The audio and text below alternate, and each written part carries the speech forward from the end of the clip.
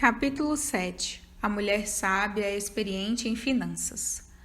Não tenho ideia de como é a nossa situação financeira, diz Natiele.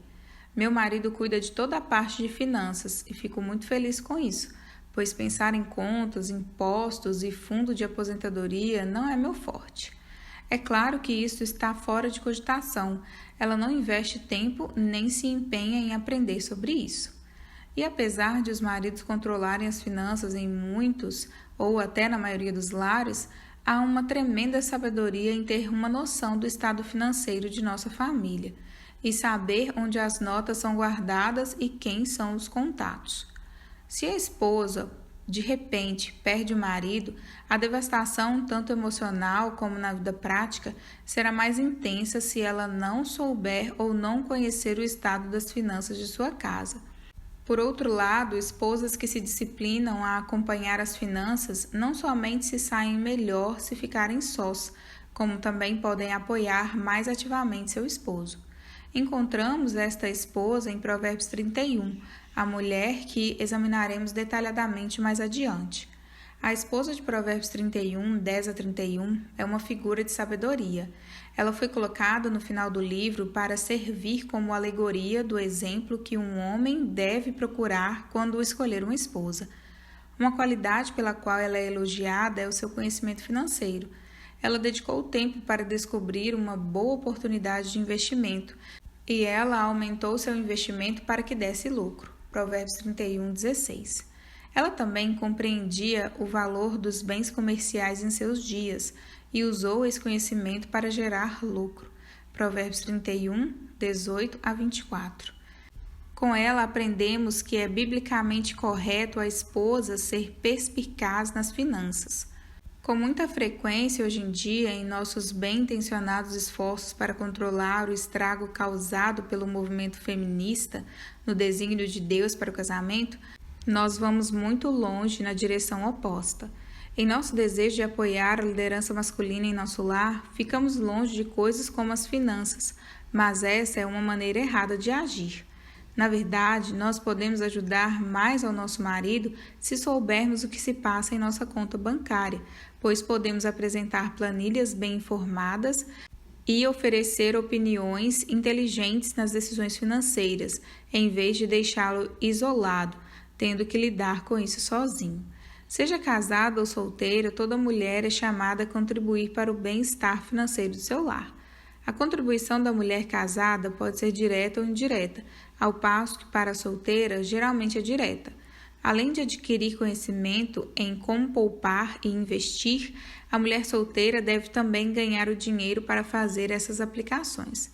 Em ambos os casos, os princípios da sabedoria financeira são os mesmos. Primeiro, Provérbios faz uma ligação direta entre prosperidade e trabalho duro, preguiça e pobreza.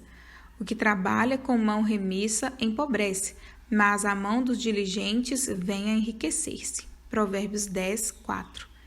Em todo o trabalho há proveito, meras palavras, porém, levam à penúria. Provérbios 14, 23.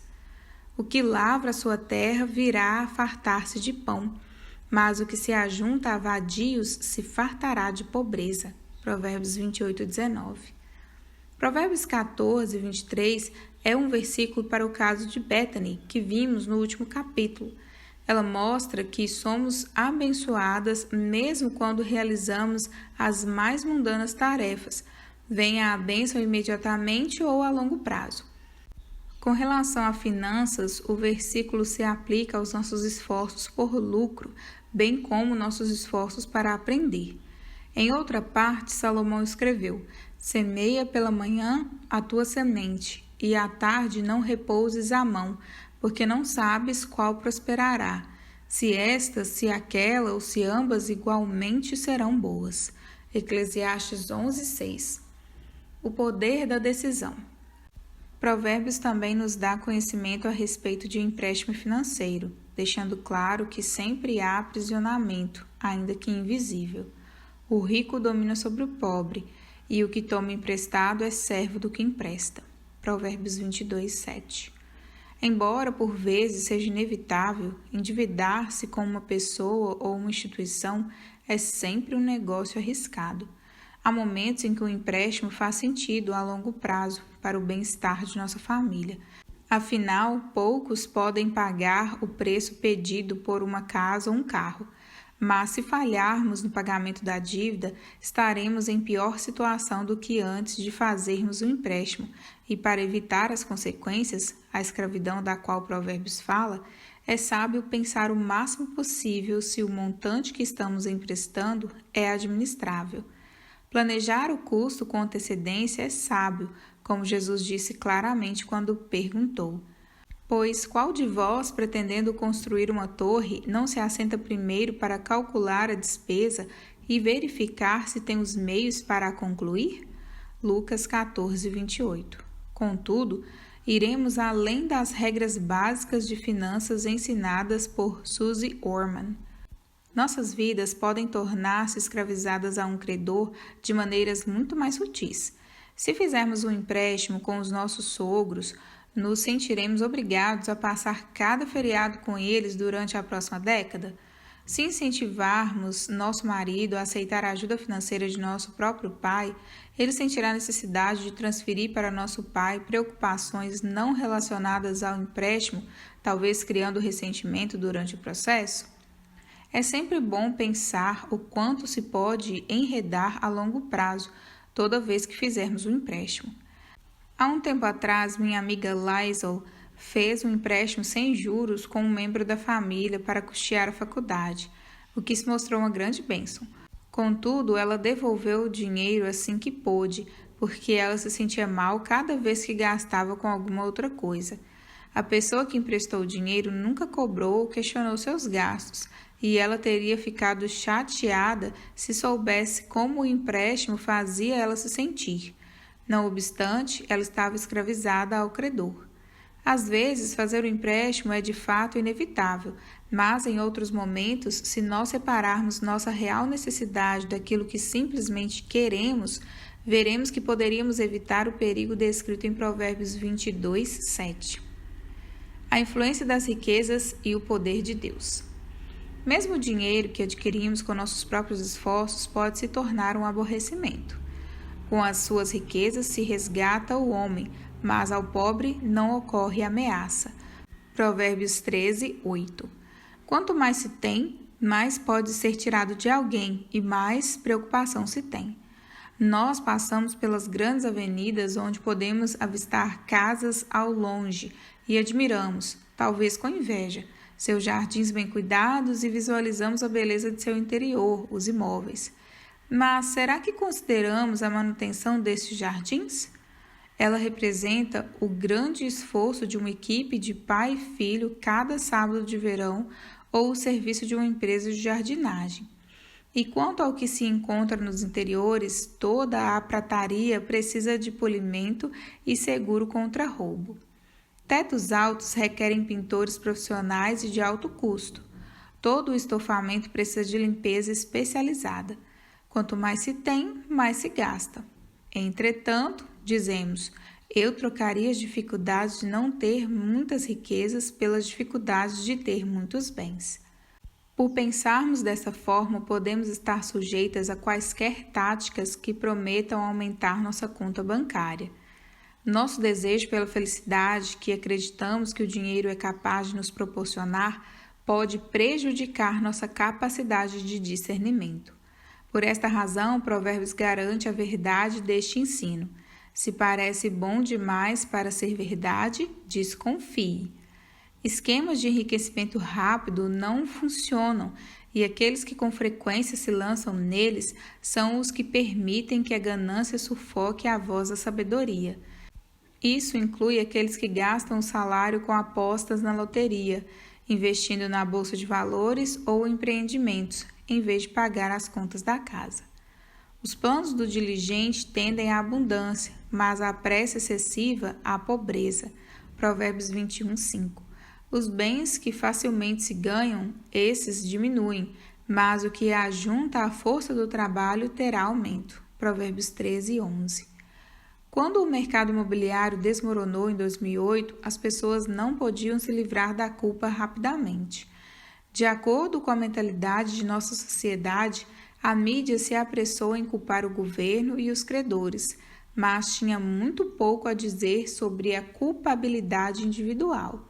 É verdade que todas aquelas instituições contribuíram para a queda do mercado imobiliário, mas a culpa igualmente caía sobre os milhares e milhares que assumiram dívidas ao comprar imóveis que não tinham condições de pagar. Foi uma atitude antibíblica do governo afirmar que cada americano tem direito de ter sua casa própria, e foi uma atitude antibíblica dos credores dizerem às pessoas que a sua casa dos sonhos poderia ser obtida, mesmo sem recursos. Contudo, igualmente contrários aos princípios bíblicos foram aqueles que desejaram tanto o imóvel que assinaram a documentação e acreditaram que poderiam assumir um compromisso que fugia às suas condições financeiras.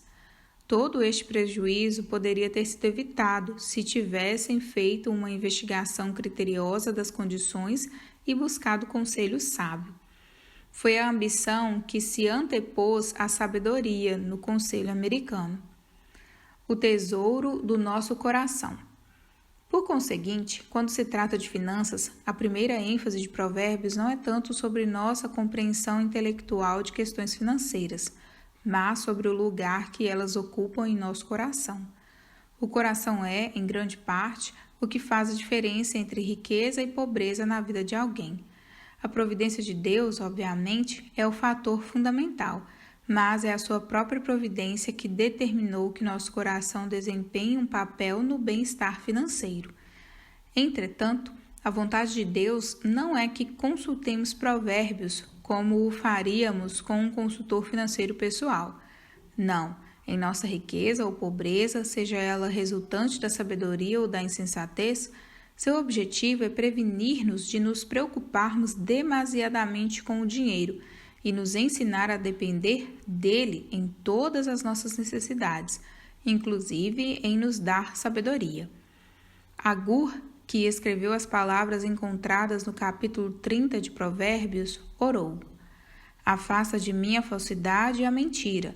Não me des nem a pobreza nem a riqueza. Dá-me o pão que me for necessário, para não suceder que, estando eu farto, te negue e diga: quem é o Senhor? Ou que, empobrecido, venha a furtar e profane o nome de Deus. Provérbios 30, 8 e 9. O que podemos tirar deste provérbio? Os bens do rico são a sua cidade forte. A pobreza dos pobres é a sua ruína. Provérbios 10, 15. Deste provérbio em particular, nós podemos aprender algo importante sobre o livro de Provérbios. Seus dizeres não são tanto promessas, mas observações sobre como a vida funciona. Se pudermos entender isso, podemos aprender a aplicar estes ensinamentos corretamente. Provérbios 10, 15 é um bom exemplo. O escritor está fazendo uma observação de que os que possuem dinheiro têm uma vida mais fácil do que aqueles que não possuem. Nenhum de nós discordaria disso, pois é o que faz com que nosso coração se incline a buscar por riquezas. Quando a reforma da casa é necessária, o dinheiro no banco nos impede de preocupar-nos em como pagaremos por ela. Quando nosso filho quer fazer um acampamento caro no verão, uma conta bancária recheada nos possibilita experimentar a alegria de dizermos sim. Quando uma amiga nos pede para viajarmos com ela ao Havaí por uma semana, nosso dinheiro nos capacita a sentir empolgação sem nenhuma culpa quando clicamos em comprar no site de viagens. O dinheiro pode ser, de fato, uma bênção, o que é exatamente aquilo que Provérbios 10, 15 reconhece. Não obstante, em toda a Bíblia somos advertidos sobre o engodo de buscar segurança no dinheiro. O apóstolo Paulo escreveu: o amor ao dinheiro é a raiz de todos os males. 1 Timóteo 6, 10. O perigo está na própria bênção que o dinheiro proporciona, a sensação de segurança. E a razão por que isto é perigoso é que, primeiramente, somente Deus merece nossa confiança. E, em segundo lugar, não temos controle absoluto sobre nossa segurança. É por isso que Provérbios também afirma: não te fatigues para seres rico, não apliques nisso a tua inteligência. Porventura, fitarás os olhos naquilo que não é nada? pois certamente a riqueza fará para si asas, como a águia que voa pelos céus. Provérbios 23, 4 e 5. De fato, esta é uma boa notícia, pois a maioria de nós nunca seremos ricos.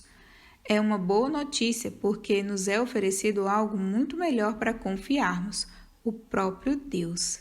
Jesus disse: "Por isso vos digo, não andeis ansiosos pela vossa vida, quanto ao que haveis de comer ou beber, nem pelo vosso corpo, quanto ao que haveis de vestir. Não é a vida mais do que o alimento e o corpo mais do que as vestes? Observai as aves do céu, não semeiam, não colhem, nem ajuntam em celeiros. Contudo, vosso Pai Celestial as sustenta. Porventura, não valeis vós muito mais do que as aves?" Mateus 6, 25 e 26. E o escritor aos Hebreus disse: "Seja a vossa vida sem avareza, contentai-vos com as coisas que tendes, porque Ele, Deus, tem dito: de maneira alguma te deixarei, nunca, jamais te abandonarei." Hebreus 13, 5. É também uma boa notícia porque muitas de nós temos sido desorganizadas com nossas finanças e estamos colhendo as consequências disso no presente. Mas Deus não molda nossas vidas com base em nossa experiência financeira, em sucessos ou fracassos.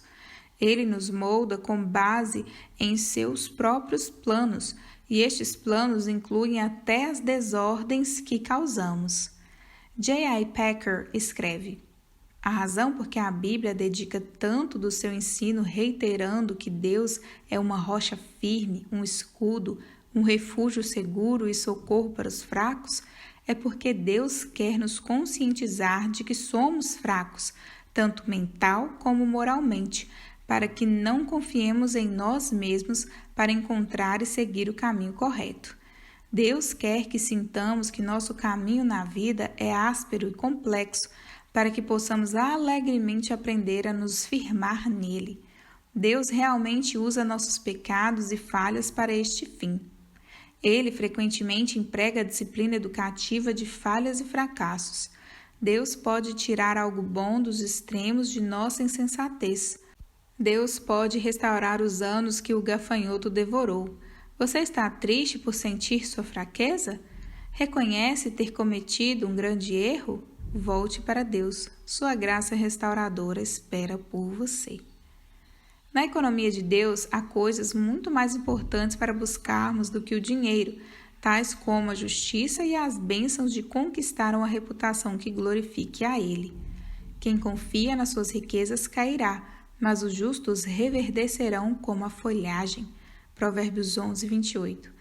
Mais vale o bom nome do que as muitas riquezas, e o ser estimado é melhor do que a prata e o ouro. Provérbios 22, 1. Os planos de Deus para nós são diferentes dos do mundo e por isso somos sábias em não colocarmos a maior renda em potencial como o determinante para as nossas escolhas de carreira e esposo. E também podemos abrir mão de nosso arrependimento por erros financeiros do passado e nos concentrarmos no que realmente importa.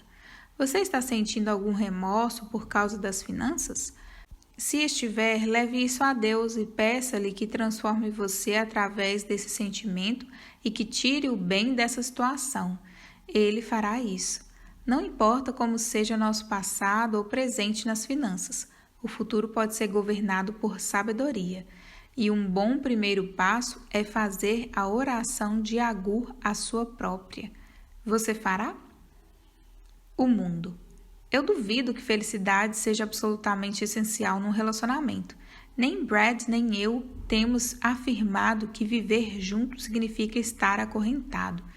Angelina Jolie, Revista das Nui. A palavra: bebe a água da tua própria cisterna e das correntes do teu poço. Derramar-se-iam por fora as tuas fontes e pelas praças os ribeiros de águas? Sejam para ti somente e não para os estranhos contigo. Seja bendito o teu manancial, alegra-te com a mulher da tua mocidade. Provérbios 5, 15 a 18.